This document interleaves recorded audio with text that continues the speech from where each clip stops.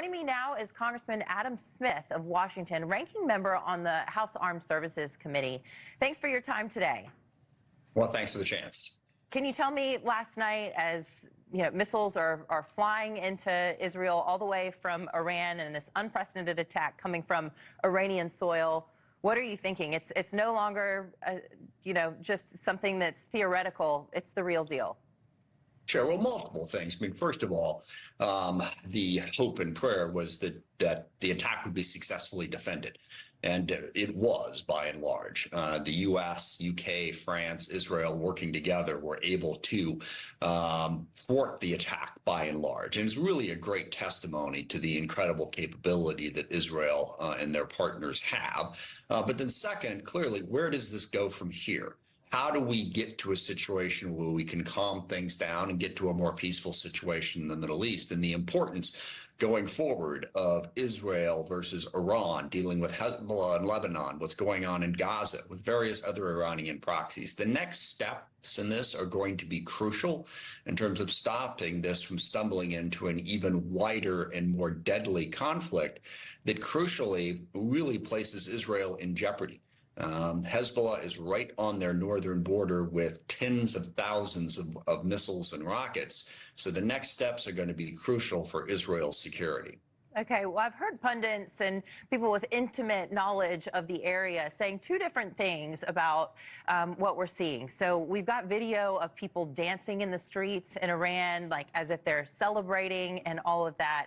Was this something that Iran was trying to do just a bit of a show of force, or were they hoping that this would be even more successful? Are they actually humiliated right now? I mean, 99% of them?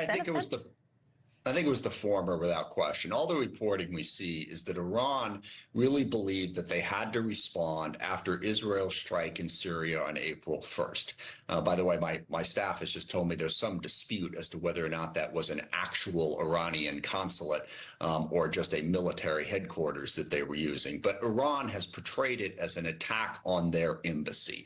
And they felt like their people would not stand by if they just didn't answer that. So they had to answer it in some way, but it also seems very clear that Iran does not want a full-scale war with Israel and the U.S., which again is why the next steps are so crucial and complicated, to be honest.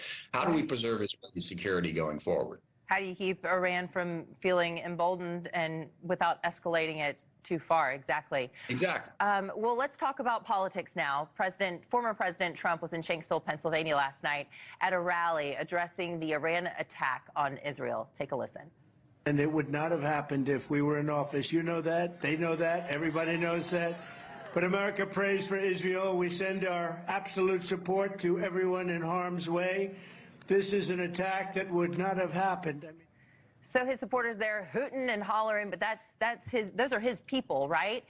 But it may be even bigger than that, actually, because a New Times Siena poll found that the former president does have an edge when it comes to foreign policy. Take a look at this. 48% of participants approved of Trump's handling of foreign conflicts compared to just 36% approval for Biden. And Congressman Smith, we've seen this not just in this poll, but in some other polls with similar results. What do you make of it? No, I think it's a legitimate point of debate for the upcoming election. What is the better future for the world? We are in a time of heightened conflict with Russia and Ukraine, with what Iran is doing in the Middle East, with what China is doing, North Korea. How do you stand up to that? And I will tell you, and this could be a half-hour-long answer, and I know we don't have that much time, so I'll make one quick point. Partnerships and alliances are crucial to this. The notion that the U.S. can do this on our own, the notion that all we have to do is show strength and everything will be fine, is dangerously misguided.